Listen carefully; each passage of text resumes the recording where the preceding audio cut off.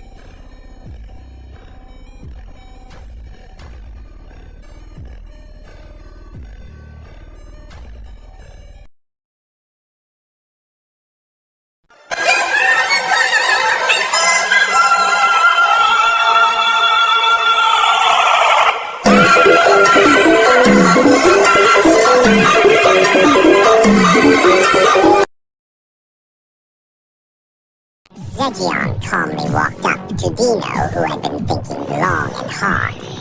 "Is there anything else you would like to say?" he asked. "Haven't you just been hiding from me all this time to force out my cards? Don't be ridiculous, it's despicable." Of course, Zegion was unconcerned. Dino also realized this, and the conversation ended. Tension flared between the two. Dino knew Zegion's strength. This was an advantage for Dino, however. His trump card had also been exposed to Zegion. In that case, there was no other choice but to go head-to-head.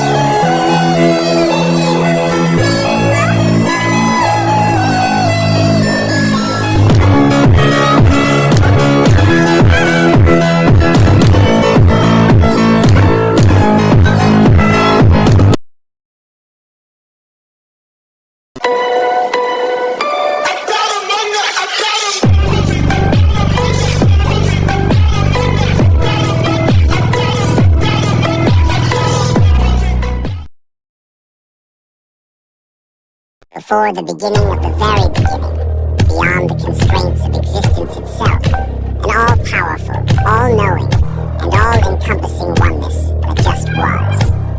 In an effort to bring itself entertainment, it sought to create other worlds, with space for them to occupy, and time for them to experience events sequentially, along with 6 other attributes, that later came to be known as the Great Holy Spirits and the Void.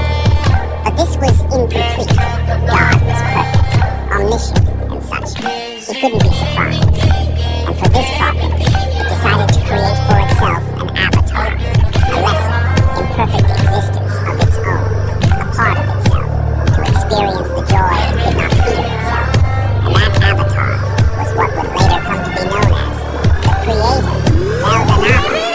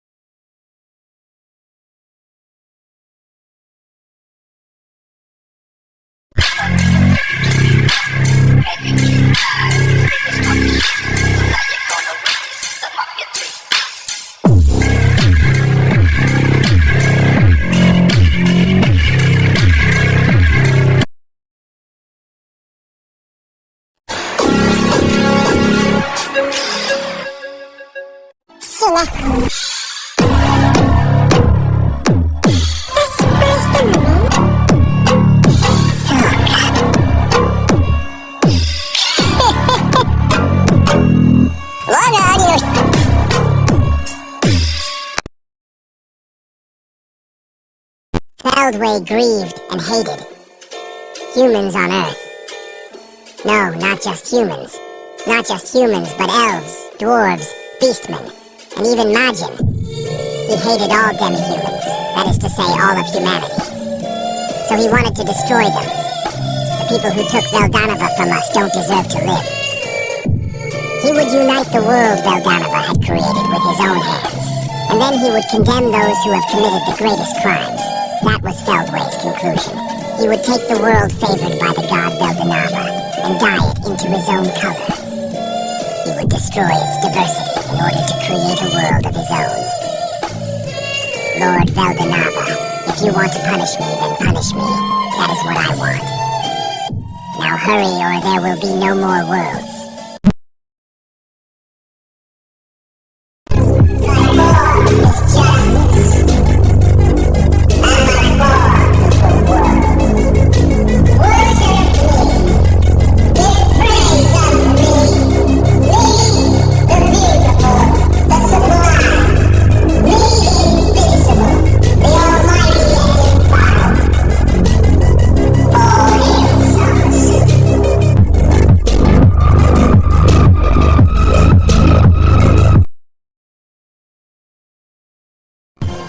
Milim's the daughter of Veldanava. You know. You understand that, right? He was fully venting his frustration now. But Michael didn't let it bother him. "Oh, is that a problem?" he asked, keeping a cool expression. "A problem? I mean, wouldn't that displease Sir Veldanava?" It was a natural question from Dino's point of view. Attempting to do anything to Milim was, truly, nothing but an act of betrayal against Veldanava. What could Michael be thinking? His response was so matter-of-fact that he didn't seem to think it was any kind of problem at all. And Feldway agreed with him. "Yes, Dino, the Demon Lord Milim is the daughter of Sir Veldanava. However, the way I see it, we are no different from her in terms of being created by that dragon." That's likely what Michael and Feldway truly believed. Their respect and loyalty were directed at no one but Veldanava. They didn't even have a shred of affection for his daughter.